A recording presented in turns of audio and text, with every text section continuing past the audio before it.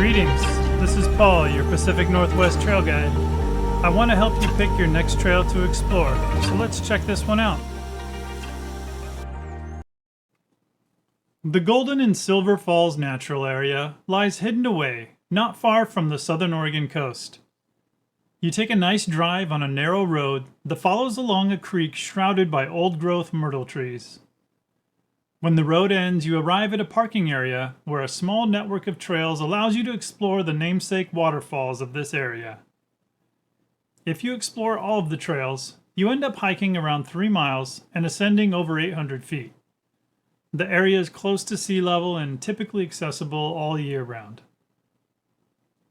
When thinking about visiting this area, it might be good to consider what time of year you want to visit. You're probably coming to see the waterfalls mostly, and while the weather in summertime is more reliably nice, the waterfalls might be more of a trickle. A gentle cascade has its own kind of beauty, but keep this in mind and pick the right time of year for what you want to see. While this area is a little remote, it's pretty straightforward to get to. All you need to do is head east out of Coos Bay on Highway 241 and follow it until it ends. It gets to be a narrow, windy road though, so it's a bit slow going.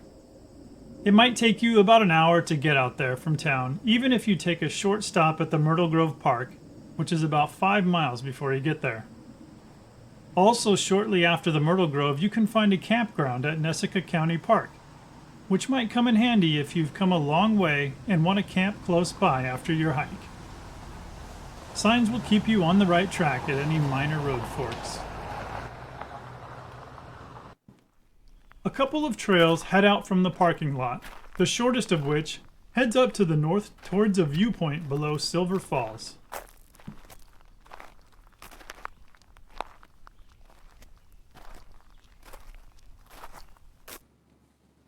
This first trail will take you gradually uphill for less than a quarter mile to the viewpoint.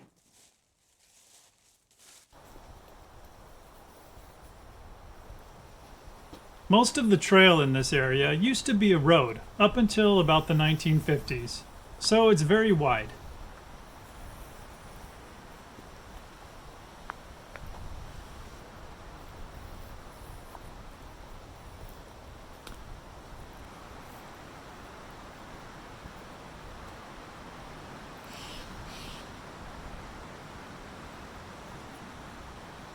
Silver Falls soon comes into view with its unique bulge of rock at its crest.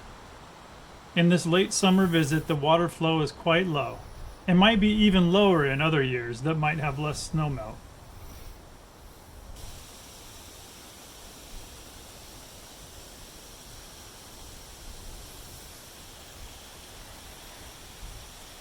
You can carefully explore the boulder-strewn area below the falls here before heading back to pick up the other trail.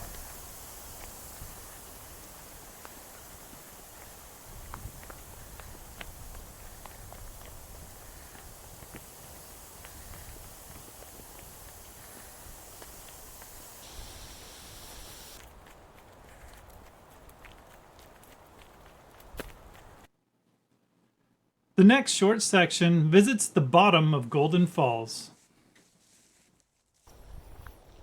The other trail in the area crosses a bridge and right after forks. You can head off to the right if you want to take a short walk to view Golden Falls from below before heading up to the top the other way.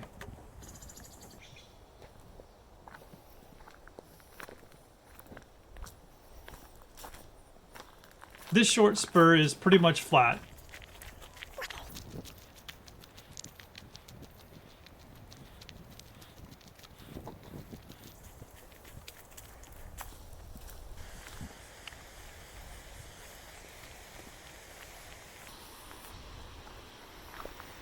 When you reach the falls, you can see all of the immense chunks of rock that have been separating from the hillside over the millennia.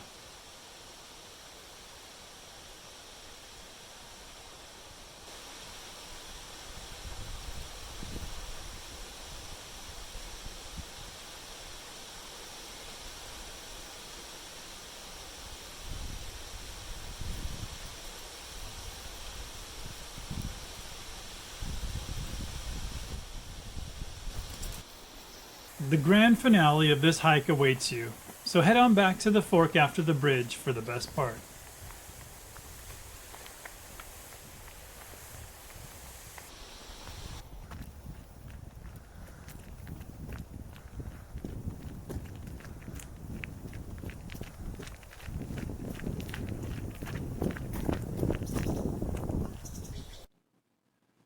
The last section of trail in the area is about as long as the other two combined if you stop at the top of Golden Falls, and has most of the elevation gain.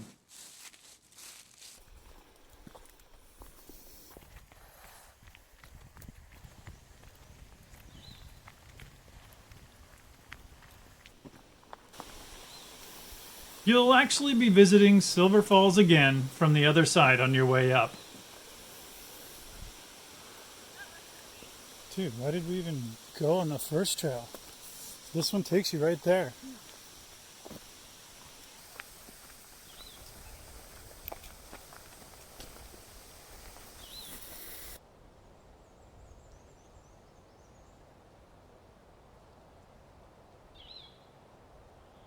The trail takes you on a gentle climb and around the hillside.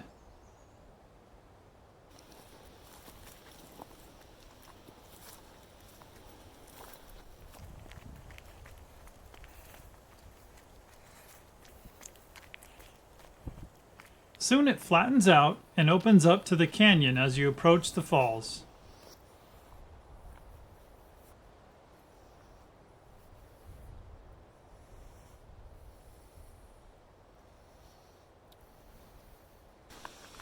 Take care and don't get too close to the edge on this cliffside. The old road here used to continue from here into the valley above the falls, where some homesteaders lived and a sawmill operated.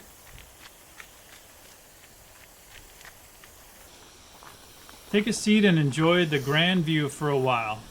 It's a special place up here, perched atop the waterfall, surveying the immense old-growth trees that fill the canyon.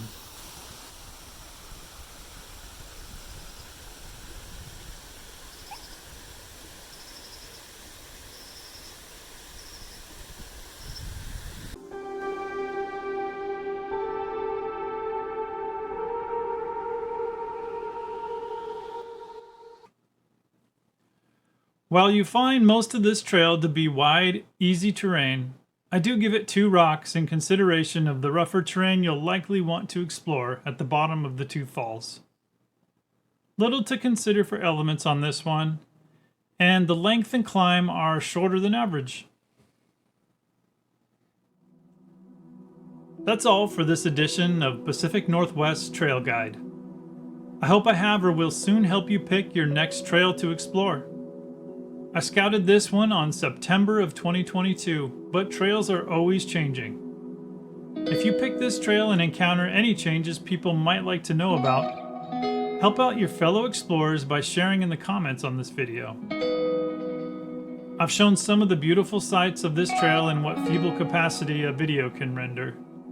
A picture may be worth 1,000 words, but an experience with all of your senses cannot be conveyed in pictures or video. So don't take my word for it. Get out there and see it for yourself.